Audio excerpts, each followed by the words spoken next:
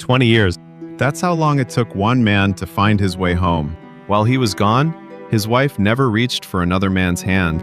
His son grew up barely remembering his father's face, and his old hunting dog waited and waited until the very moment his master returned, and then quietly closed his eyes. This is a myth, but what lives inside it? The waiting, the faith, the desperate pull toward home. These things still reach something deep inside us, 3,000 years later. This is the story of Odysseus. Around 3,000 years ago, the ancient Greek poet Homer gave the world an epic. The Odyssey, as we know it, is not just an adventure story. It's about the most primal human longing there is, the need to go home. It's about how waiting can become one of the most powerful expressions of love. And it asks a question we're still asking today. What does it actually mean to be a hero? Let's follow Odysseus on that long journey and find out. It all begins at the end of the Trojan War, one of the most legendary conflicts in all of mythology. For 10 long years, the united Greek forces had battled before the walls of Troy, and the walls would not fall. The war seemed like it would never end. Then, one man stepped forward with an idea. Odysseus, king of Ithaca. His plan was simple, but it was brilliant.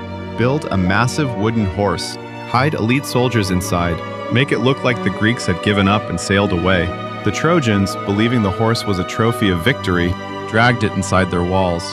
That night, the soldiers, hidden inside, opened the gates, and the long war finally turned. 10 years of fighting, ended by one man's mind. The victory cry rang out. Greek commanders gathered their spoils, boarded their ships, and set sail for home. Odysseus was among them. He raised his sails toward Penelope, the wife he hadn't seen in a decade, toward Telemachus, the baby son he'd left behind, toward Ithaca, the island he loved. He must have felt it in his chest, that rush of knowing he was finally going home. But in the world of the gods, something very different was being set in motion, because Odysseus had made a fatal mistake. When leaving the island of the Cyclops, he'd done something reckless. With his ship safely out of reach, he couldn't hold it in. He shouted his own name across the water. "I am Odysseus!" It was the thrill of victory, maybe. But that Cyclops, the one-eyed giant Polyphemus, was the son of Poseidon, god of the sea. Poseidon's anger became the trial that would follow Odysseus across every ocean. The great hero's journey home began with a god's wrath on his back. The sea became Poseidon's weapon. Storms rose without warning. Waves crashed over the ships like walls. Ithaca was only a few days' sail away, but with a god working against him, that short distance became an endless maze. Days turned to weeks. Weeks turned to months. Months turned to years. And over those 10 years, Odysseus would face some of the strangest and most punishing trials in all of mythology. The first was the island of the Cyclopes.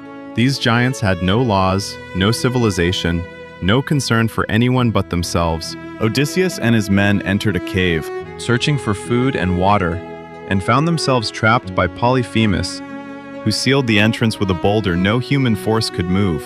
His men were terrified. There was no way out. But Odysseus didn't panic. He thought. He knew brute strength wasn't going to work here, so he reached for something else. Cleverness. He offered the giant wine, played the friendly stranger, and when Polyphemus asked his name, Odysseus answered, "Nobody." When the giant drank himself into a stupor and fell asleep, Odysseus used his wit and a fire-hardened stake to overcome the giant and escape. When the other Cyclopes heard the commotion and called out, "Who's hurting you?" Polyphemus roared back, "Nobody!" And they walked away, confused. When the giant rolled the boulder aside to let his sheep out in the morning, Odysseus and his men clung to the undersides of the animals and slipped out with them. Wit had defeated size, but then, just moments after the escape, Odysseus made the mistake that would cost him everything. Safe on the water, the rush of victory took over, and he called out to the island, "I am Odysseus, son of Laertes, of Ithaca." It wasn't pure arrogance. It was a very human moment, the kind any of us might understand, but the price for that moment was almost beyond bearing. The journey continued, and so did the trials. Next came the island of Circe, a sorceress of extraordinary power. Beautiful and dangerous, she turned Odysseus's men into pigs. But with help from the god Hermes, Odysseus resisted her magic, confronted her, and eventually won back his crew. They stayed on her island for a year. The warmth of comfort, the ease of safety, the forgetting of what waits at home. It's a very human thing to get stuck in. When Odysseus finally decided to leave, Circe warned him about what lay ahead. Of all the dangers, the most famous were the Sirens. These creatures lured sailors with singing so beautiful, it made men lose all reason, steering them straight into destruction. Odysseus had his men seal their ears with wax, but he had himself tied to the mast because he wanted to hear it. When the song reached him, he struggled against the ropes, desperate to be released. That was how devastating it was. Even a hero of iron will couldn't resist it. But his men, following his orders, only tied the ropes tighter. They sailed through. Reason and a plan made in advance had outlasted instinct. Past the Sirens, another danger waited the narrow strait between Scylla and Charybdis. On one side, a monster with 6 heads. On the other, a vast whirlpool powerful enough to pull down an entire ship. Odysseus had to choose. He chose the whirlpool side's risk over the other, steering as close to Scylla as he dared. They made it through, but the crossing cost him 6 men, soldiers who had fought beside him at Troy and dreamed of going home with him. Odysseus remembered their names, and that weight settled into him and never fully left. The hardest years of all came next. 7 years on the island of Calypso. This goddess loved Odysseus, and she kept him there. She even offered him immortality. Stay here forever, become divine, never die. He said no. Every day, Odysseus would go to the edge of the island and sit on the rocks and stare out at the sea and weep. Eternal life meant nothing to him without the people he loved and the home he longed for. That is what makes Odysseus a true hero in this story. Given the choice between immortality and home, he chose home. Back in Ithaca, the situation had grown desperate. With no king returning after 10 years, then 20, suitors began arriving from across the land. These were noblemen who assumed Odysseus was dead and now wanted to marry Queen Penelope and claim the throne. Not 1 or 2. Over 100 of them moved into the palace, eating the kingdom's food, drinking its wine, acting like they already owned the place.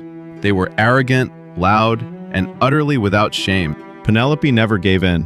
She came up with a plan. She told them she would choose a husband once she had finished weaving a burial shroud for her father-in-law. Every day she sat at the loom and wove. Every night she quietly unraveled what she had made. She kept this up for 3 years. Think about that. Every single night, undoing the work of the day. What kind of strength does that take? The one thing holding her together was belief that her husband would come back. Telemachus had grown up without a father, surrounded by men who disrespected his mother and treated his home like their own. He was angry, but not yet strong enough to act. He didn't even have a clear memory of his father's face, only stories other people told him. But he didn't stay still. He got on a ship and went searching, following rumors and fragments of news about Odysseus. That journey was the beginning of his own becoming. Eventually, on Olympus, a decision was made. Athena, goddess of wisdom, would intervene. Under her influence, Calypso released Odysseus. He built a raft with his own hands and set out to sea. Poseidon sent one final storm, but Odysseus survived. It washed ashore among the Phaeacians, who gave him safe passage home. After 20 years, 10 at war and 10 lost at sea, his feet touched the shores of Ithaca. He didn't reveal himself. Athena had disguised him as a weathered old beggar. And beyond that, he needed to understand what he was walking back into. He made his way to the hut of Eumaeus, his loyal swineherd. Eumaeus had no idea the ragged stranger at his door was his own king, but he fed him anyway and welcomed him with genuine warmth. In that humble hospitality, Odysseus learned what had happened to his home. On the road to the palace, he came across something that stopped him. An old dog lying on the ground, thin and still. Argos, the hunting dog Odysseus had raised with his own hands before sailing to war. 20 years had passed. The dog was old and sick and barely able to move. But when that ragged beggar walked by, Argos lifted his head. His tail moved. He knew. It was Argos's last greeting to his master. And then, quietly, he closed his eyes. Odysseus felt it, but he couldn't let it show, not without giving himself away. He swallowed it down and kept walking. That moment says everything. 20 years of waiting, in a single wag of a tail. Inside the palace, the suitors were feasting as usual. When the beggar walked in, they mocked him and treated him like dirt. Odysseus bore all of it. Not yet. He found Telemachus, and the two of them met quietly, carefully. A father and son, reunited after 20 years. Telemachus wept. So did Odysseus.